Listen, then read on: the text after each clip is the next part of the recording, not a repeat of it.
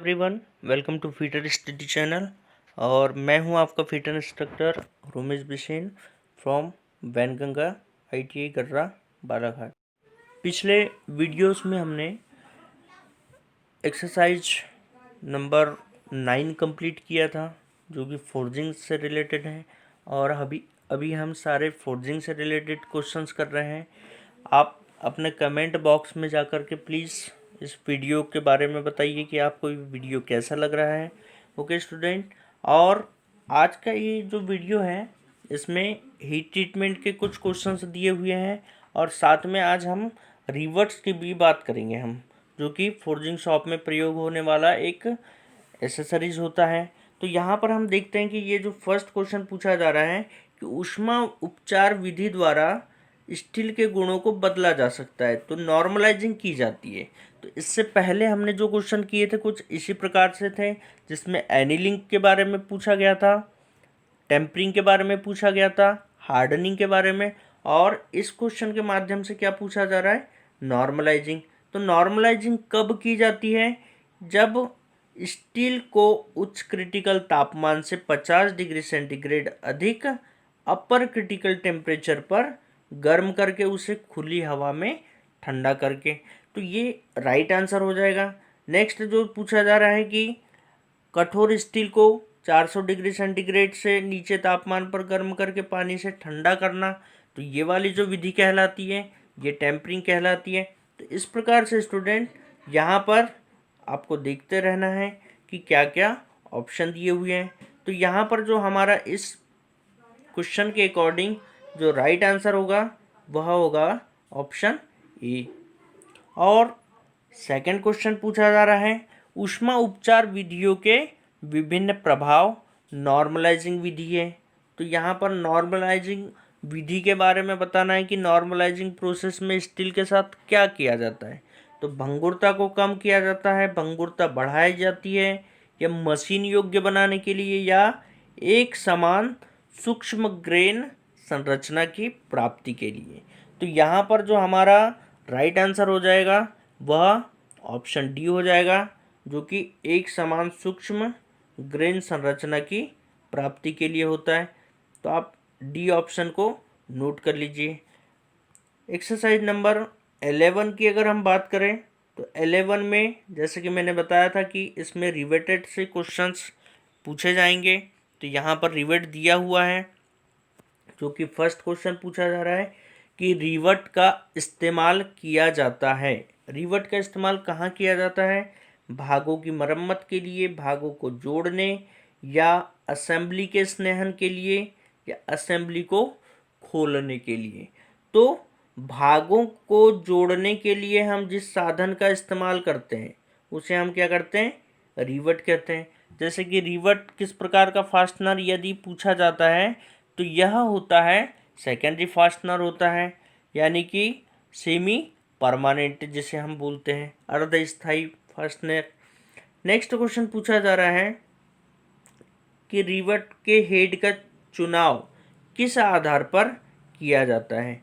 तो रिवट के हेड का जो चुनाव होता है वह किस आधार पर होता है, रिवट की धातु, सुराख का क्लियरेंस, प्लेट की मोटाई, या कार्यखंड का इस्तेमाल।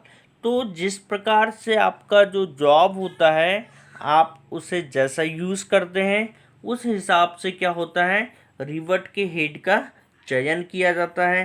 तो यहाँ पर ऑप्शन डी जो होगा वह राइट आंसर हो जाएगा। क्वेश्चन नंबर 3 पूछा गया है कि रिवट का व्यास पर आधारित है। रिवट का व्यास किस पर आधारित है, जोड़ के प्रकार पर, प्लेट की मोटाई, या रिवट की पिच, या फिर रिवट की मजबूती। तो यहाँ पर जो रिवट का जो व्यास होता है वह उसको क्या करता है, मजबूती प्रदान करता है। तो यहाँ पर हमारा जो डी ऑप्शन होगा वह क्या हो जाएगा, राइट आंसर हो जाएगा। नेक्स्ट क्वेश्चन पूछा जा रहा है कि रिवट की लंबाई पर आधारित है। रिवट की लंबाई किस पर आधारित होती है या किस प्रकार रखी जाती है, तो जोड़ यानी कि ज्वाइंट के टाइप के प्रकार में, या प्लेट की मोटाई, रिवेट की पिच, या रिवेट की मजबूती। तो यहाँ पर जो बी ऑप्शन हम देखते हैं, जितनी प्लेट की मोटाई होती है उस आधार पर हम रिवेट की लंबाई को लेते हैं। तो यहाँ पर जो बी ऑप्शन है वह राइट आंसर होगा। क्वेश्चन नंबर 5 पूछा जा रहा है जो कि काफ़ी इम्पोर्टेंट है कि कौन सी रिवट का आम तौर पर इस्तेमाल किया जाता है। तो कौन सी रिवट होती है, यहाँ रिवट के टाइप दिया है, पेन हेड दिया है, स्नैप हेड, कोनिकल हेड और काउंटर हेड। तो सबसे ज़्यादा और साधारण कार्यों के लिए जिस रिवट का इस्तेमाल किया जाता है वह होता है snap head revert. Question number 6 पूछा गया है कि ऐसी कौन सी रिवट है जो भारी ढांचे यानी कि हैवी स्ट्रक्चर कार्य पर प्रयोग होती है तथा रिवट की मजबूती पर बहुत महत्व रखती है। तो आप इस सेंटेंस को याद रखिए, जो भारी ढांचा दिया गया है उसे याद रखना है कि यहाँ पर किस प्रकार के रिवट का इस्तेमाल किया जाता है। तो यहाँ पर जो रिवट इस्तेमाल किया जाता है वह होता है पेन हेड रिवट, जो कि काफ़ी इम्पोर्टेंट है स्टूडेंट। ये क्वेश्चंस कंपटीशन एग्जाम में पूछा गया था। क्वेश्चन नंबर 7 पूछा गया है कि ऐसी कौन सी रिवट है जो हल्की असेंबली, अब यहाँ पर हल्की को आप पॉइंटेड कर लीजिए कि हल्की असेंबली में किस प्रकार के रिवट का प्रयोग किया जाता है तथा रिवेटिंग हाथ के हथौड़े द्वारा की जाती है। तो यहाँ पर पेन हेड दिया है, स्नैप हेड, कोनिकल हेड और काउंटर हेड। तो हल्की असेंबली के लिए जो रिवट इस्तेमाल किए जाते हैं उसे हम क्या कहते हैं, कोनिकल हेड रिवट कहा जाता है। और इसका जो इस्तेमाल हो, तो स्टूडेंट इसका प्रयोग हल्के कार्यों के लिए किया जाता है और इसकी जो आप आकृति देख रहे हैं कुछ इस प्रकार से होता है जिसे कोनिकल हेड रिवट भी कहा जाता है। क्वेश्चन नंबर 8 पूछा जा रहा है कि निम्न में से कौन सा रिवट प्रयोग किया जाएगा यदि रिवेट के हेड को प्रोजेक्शन से बचना हो। प्रोजेक्शन यानी कि किस ऐसा कौन सा रिवट होता है जिसका प्रयोग प्रोजेक्शन से बचना होता है। तो हम इसे क्या बोला जाएगा, जैसे कि यहाँ पर पेन हेड दिया गया है, स्नैप हेड, कोनिकल हेड और काउंटर हेड। नॉर्मली यहाँ पर जो काउंटर हेड होता है यह काउंटर सिंक होता है। तो ये जो रिवट होता है स्टूडेंट, इसका प्रयोग किस लिए किया जाता है, यदि रिवट के हेड के प्रोजेक्शन को बचाना हो। तो आपको हम चित्र के माध्यम से बताना चाहूँगा मैं। तो इस चित्र के माध्यम से आप देख सकते हैं स्टूडेंट कि काउंटर सिंक जो हेड स्क्रू होता है वह इस प्रकार से दिखाई देता है और इसका जो प्रयोग होता है उसका प्रयोग कहाँ पर किया जाता है, जहाँ पर रिवट के हेड को जॉब की सतह से ऊपर ना रखना हो। जैसे कि प्लेन सरफेस से मशीनिंग की गई सरफेस है तो वहाँ पर इसका हेड ऊपर ना हो, तो वहाँ पर हम काउंटर सिंक हेड जो रिवेट होता है उसका इस्तेमाल करते हैं। क्वेश्चन नंबर 9 में पूछा जा रहा है कि चित्र में दिखाए गए रिवट का नाम बताइए। तो ये एक चित्र का दिखाई दे रहा है कि आपको इसे पहचानना है कि कौन सा रिवट होता है। तो ऑप्शन में दिया है पेन हेड रिवट दिया गया है, बी पूछा जा रहा है conical head rivet, C head rivet bifurcated and countersink. तो इसको नॉर्मली बोला जाता है बफ्रिकेटेड हेड रिवट। तो आप देख सकते हैं यहाँ पर जो इसमें दिया हुआ है कि ये नीचे से जो होता है इसका जो टेल होता है ये 2 भागों में होता है, एक स्प्लिट होता है ये इस तरह से। तो जब हम इसको किसी भी जॉब में फिट करते हैं तो ये वाले जो 2 सिरे होते हैं स्टूडेंट, इसे क्या कर दिया जाता है, मोड़ दिया जाता है, जिससे कि उस भाग में मजबूती आ जाती है। और नॉर्मली इस जो रिवट का इस्तेमाल होता है वह किस स्थान में किया जाता है, जैसे कि लेदर होता है या फिर बेल्ट जो होते हैं उसमें इस प्रकार के रिवट का इस्तेमाल किया जाता है। तो ये कौन सा रिवट होता है, हेड बफ्रिकेटेड रिवट होता है, जो कि ऑप्शन सी में दिया गया है। और यह क्या होगा, राइट आंसर हो जाएगा यहाँ पर C option. Okay student, next question पूछा जा रहा है क्वेश्चन नंबर 10, जब रिवट को सुराख में डाल दिया जाता है तो कौन सा साधन प्रयोग में लाकर प्लेटों को बिल्कुल नज़दीक से इकट्ठा किया जाता है। तो यहाँ पर ड्रिफ्ट दिया गया है, डॉली दिया है, रिवर्ट सेट और कॉकिंग टूल। तो हम रिवर्ट सेट का इस्तेमाल करते हैं। यहाँ पर क्वेश्चन पूछा जा रहा है कि कौन सा साधन प्रयोग में लाकर प्लेटों को बिल्कुल नज़दीक इकट्ठा करता है। तो यहाँ पर रिवर्ट सेट हो जाएगा, जो कि राइट आंसर होगा। क्वेश्चन नंबर 11 पूछा जा रहा है कि निम्न में से कौन सा साधन रिवेट के आकार को खराब होने से बचाता है। तो ड्रिफ्ट दिया है, डॉली दिया है, रिवर्ट सेट, कॉकिंग टूल।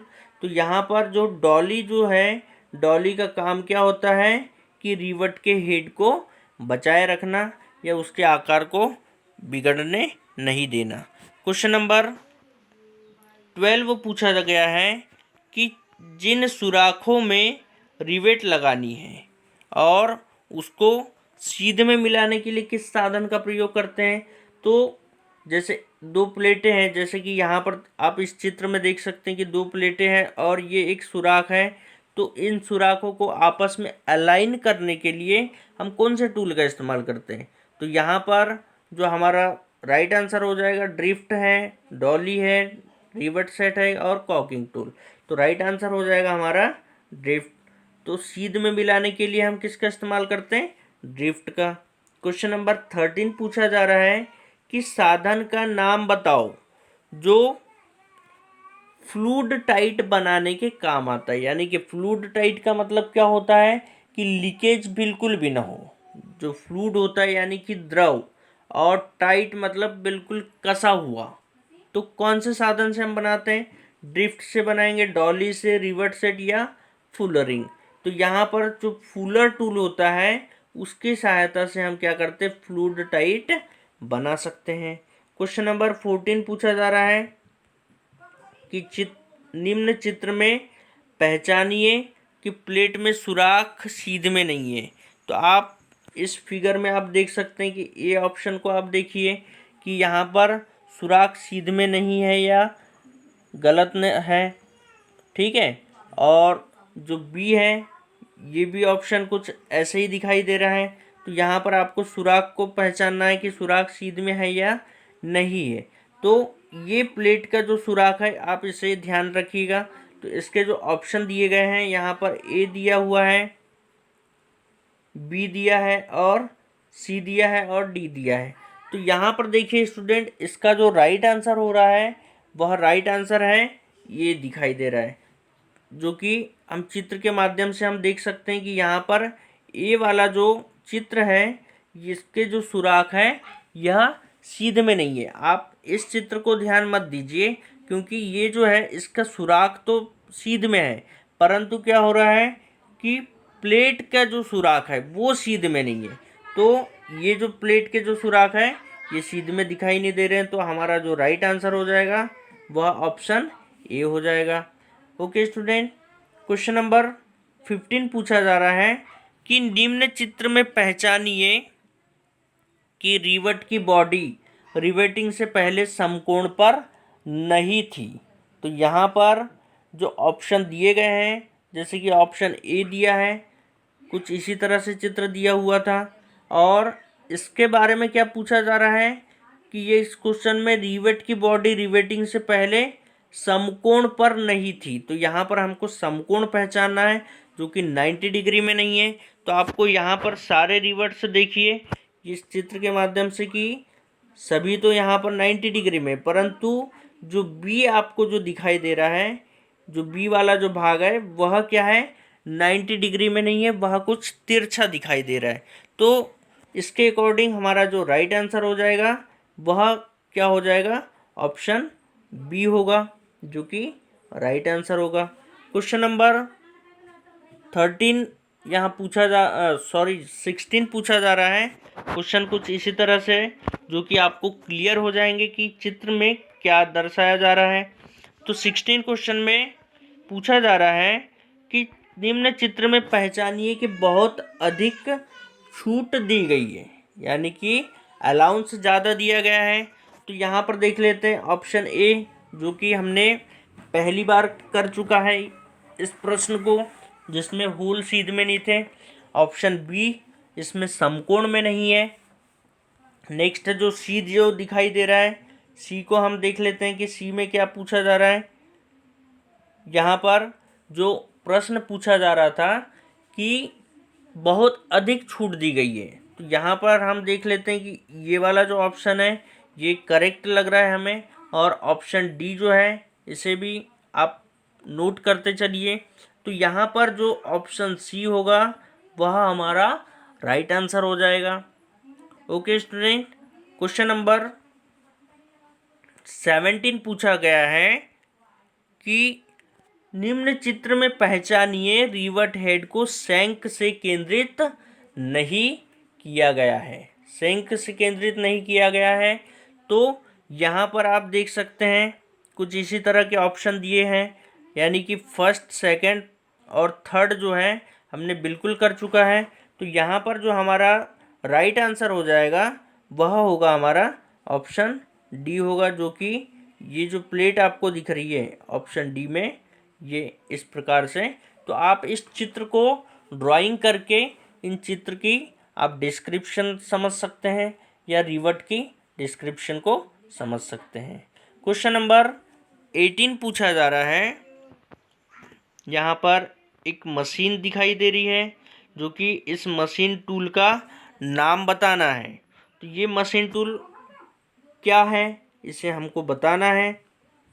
यहाँ पर ऑप्शन में दिया गया है कि ड्रिल प्रेस, बिजली हथौड़ा जिसे पावर हैमर कहते हैं, और सी स्टैंपिंग प्रेस, और डी इम्पोसिंग प्रेस। तो ये जो होता है स्टूडेंट, ये क्या है, ये एक प्रकार का पावर हैमर है, जिसको यहाँ पर ऑप्शन बी में दिया गया है, जो कि राइट आंसर हो जाएगा। क्वेश्चन नंबर 19 में पूछा जा रहा है कि एक चित्र दिया हुआ है और इसके एक्स भाग का नाम बताना है हमें। तो इसके एक्स भाग का हमें नाम बताना है, तो ये इस एक्स भाग को क्या कहा जाता है। तो यहाँ पर ऑप्शन दिया गया है, रेम दिया है, फ्रेम दिया है, और ऊपर वाली डाई, ऐसा कुछ लिखा हुआ है, और डी जो है एनविल अथवा लोअर डाई। तो ये जो भाग होता है स्टूडेंट, आप इसे ध्यान से देखिए, इसे हम क्या कहते हैं, रेम के नाम से जानते हैं, जो कि ऑप्शन ए में दिया हुआ है। तो इसे हम क्या कहेंगे, रेम कहते हैं। स्टूडेंट एक्सरसाइज नंबर नेक्स्ट, जो कि शीट मेटल से रिलेटेड है, और इस प्रकार से हमने जो यूनिट नंबर 2 थी, जो कि फोर्जिंग से रिलेटेड सारे क्वेश्चन थे, उसे हमने सॉल्व कर लिया है। अब शीट मेटल की हम बात करेंगे। तो शीट मेटल के लिए आप जितने भी टूल्स आते हैं उनके नाम नोट करते चलिएगा। स्टूडेंट जैसा कि हम शीट मेटल की बात कर रहे हैं हम, तो शीट मेटल में क्या दिया गया है कि यहाँ पर एक्सरसाइज नंबर जो 1 है, और ये हम 3rd यूनिट आज इस वीडियो में कर रहे हैं। तो यहाँ पर जो फर्स्ट क्वेश्चन पूछा जा रहा है कि उस सीयर का नाम बताओ। तो सबसे पहले हम धातु चादर की बात करते हैं हम, कि धातु चादर होता क्या है कि इसमें पतले गेज की जो सीटें होती है उसे हैंड टूल और साधारण मशीनों के द्वारा विभिन्न आकारों में काटना, मोड़ना या फिर जोड़ा जाता है। और ये जो सीट होती है यह 10 से लेकर के 30 गेज तक की सीट का प्रयोग किया जाता है। अब यहाँ पर कई प्रकार के सीट का प्रयोग किया जाता है, जैसे कि GI sheet, tin sheet, copper sheet, brass sheet, lead sheet और एल्यूमिनियम सीट। तो ये तो सीट की बातें हुई, मगर इसके साथ में कई प्रकार के औजारों का इस्तेमाल करते हैं। जैसे कि यहाँ पर क्वेश्चन में पूछा गया है, जैसे कि सीयर। सीयर क्या है, एक प्रकार का कटिंग औजार है, जिससे कि हम सीट को काटने का काम करते हैं। तो यहाँ पर इस सीयर के नाम दिया गया है, ब्लॉक सीयर दिया है, tin man shear, Rhodes shear और गुलियोटाइन सीयर। तो यहाँ पर क्या पूछा जा रहा है कि उस सीयर का नाम बताओ जो बड़े साइज के बाहरी घुमाव तथा सीधे कट के लिए उपयोग होता है। तो उसे हम कहते हैं टीन मेन सीयर।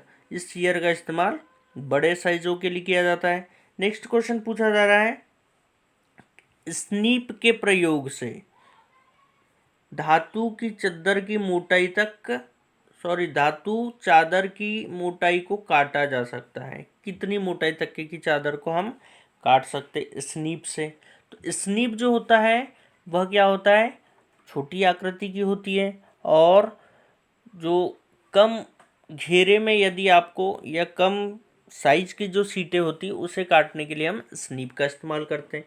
तो यहाँ पर इसका साइज बताना है कि 0.50 mm तक की सीट का प्रयोग किया जाता है, या 0.80, या 1.2 मिलीमीटर, या 1.5 मिलीमीटर। तो यहाँ सीट की मोटाई को शो किया गया है, तो यहाँ सी ऑप्शन जो है वह क्या होगा, राइट आंसर हो जाएगा। क्वेश्चन नंबर 3 पूछा जा रहा है कि बेंट स्नीप का ब्लेड घुमावदार होता है ताकि को बनाया जाए, यानी कि कैसी कटिंग कर सकते हैं हम, grooved cut, zigzag cut, straight cut, या सर्कुलर कट। तो सर्कुलर कट क्या होता है, इस प्रकार से घुमावदार कटिंग होती है। तो यहाँ पर हमारा जो राइट आंसर होगा वह क्या हो जाएगा, डी ऑप्शन हो जाएगा, जो कि राइट आंसर है। नेक्स्ट क्वेश्चन पूछा जा रहा है कि धातु की मोटी चादर को काटने के लिए किस शीयर का प्रयोग किया जाता है? मोटी चादर को काटना है तो यहाँ पर बैंड शीयर दिया है, लीवर शीयर है, ब्लॉक शीयर है, स्ट्रेट शीयर। तो लीवर शीयर का प्रयोग मोटी चादर को काटने के लिए किया जाता है। क्वेश्चन नंबर 5 पूछा गया है कि जब कर्व को कर्व कटिंग मशीन पर काटा जाता है तो सीट का मार्गदर्शन किसके द्वारा होता है? यानी कि हम गाइड कैसे करते हैं, हाथ द्वारा करते हैं, गाइड ब्लॉक, मशीन टेबल, या मशीन अटैचमेंट। तो यहाँ पर जो ए ऑप्शन जो है वह क्या होगा, करेक्ट आंसर होगा। क्वेश्चन नंबर 6 पूछा जा रहा है कि शीट मेटल में स्क्राइबर टिप का कोण होना चाहिए। यहाँ पर शीट मेटल में जो स्क्राइबर होता है, जिसे स्क्रेच आवल के भी नाम से जाना जाता है, उसका जो पॉइंट एंगल होता है वह कितना होता है, 10 से 15 डिग्री, 15 से 20, 20 से 25, या 25 से 30।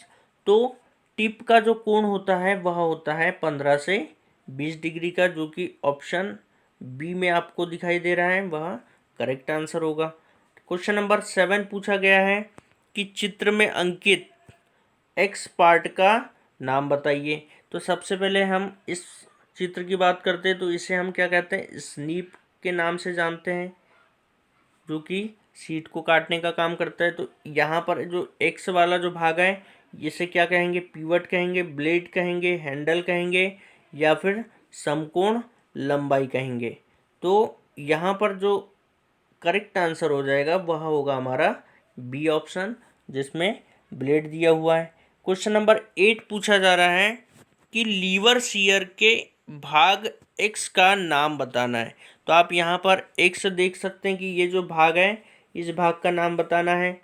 तो इसे क्या कहा जाएगा, यहाँ पर ऑप्शन दिया गया है, क्लैंप दिया है, लीवर आर्म, निचला ब्लेड, और ऊपरी ब्लेड। तो यहाँ पर देखते हैं स्टूडेंट, इसका जो ब्लेड है यह ऊपर की तरफ बना हुआ है, तो उस हिसाब से जो हमारा राइट आंसर हो जाएगा वह होगा ऊपरी ब्लेड, जो कि राइट आंसर होगा। नेक्स्ट एक्सरसाइज की हम बात करते हैं, एक्सरसाइज नंबर 2, जो कि 3rd यूनिट से रिलेटेड है। यहाँ पर एक चित्र दिखाई दे रहा है, इस चित्र को आपको पहचानना है कि ये चित्र कौन सा है, और आप कमेंट बॉक्स में जा कर के उस चित्र का आप नाम बताइए। नेक्स्ट वीडियो में मैं इसके ऑप्शंस दूंगा, और नेक्स्ट वीडियो हम सॉल्व करेंगे सारे क्वेश्चंस। तब तक के लिए ऑल द बेस्ट।